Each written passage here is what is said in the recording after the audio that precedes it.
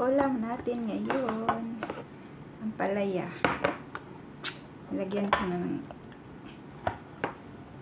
ang tawag ito. Ano ko na ng asin. Tapos haluan ko ng tuna. Ayan. Uy, durog yung tuna natin.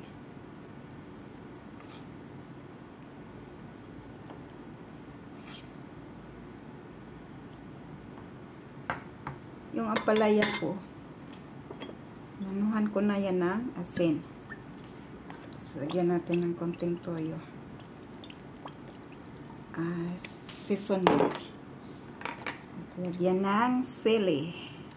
Nugasan ko na yung sili. Gusto ko kasi maanghang eh. Sarap pag maanghang.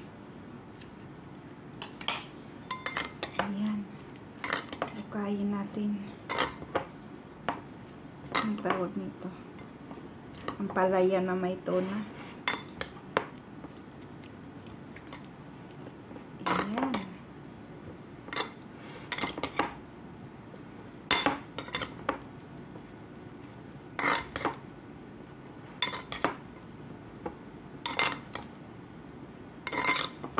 Yung ampalaya ko, nilagyan ko na siya ng asin.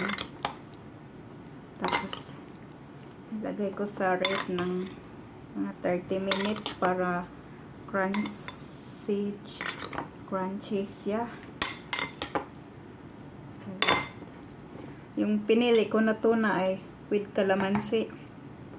Tikman natin. Ang sarap. Wow. Marami. Lagyan po ka. Let's eat mga idol. Thank you for coming. Yan lang yung recipe ko. Tuna na may ampalaya. Madali lang siya gawin. Ayan. Kayo na bahala kung soy sauce ilagay nyo or asin. Ayan na. Let's eat na. Mas masarap siya.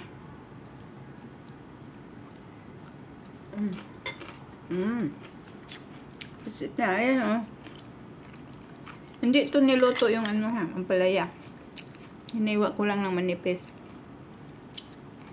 Ayan. Pinamutan ko ng asin. Ang tawag nan. Nanuhan ko lang ng asin. Tapos, hinugasan ko. Nilagay ko sa ref yung ampalaya para crunchy. Ayan. Lagyan ng tuna. Kayo na bahala. Anong gamitin nyo na tuna kung gusto nyo. Sa akin, tuna with calamansi. Let's eat. Thank you so much for watching. Yummy, yummy na.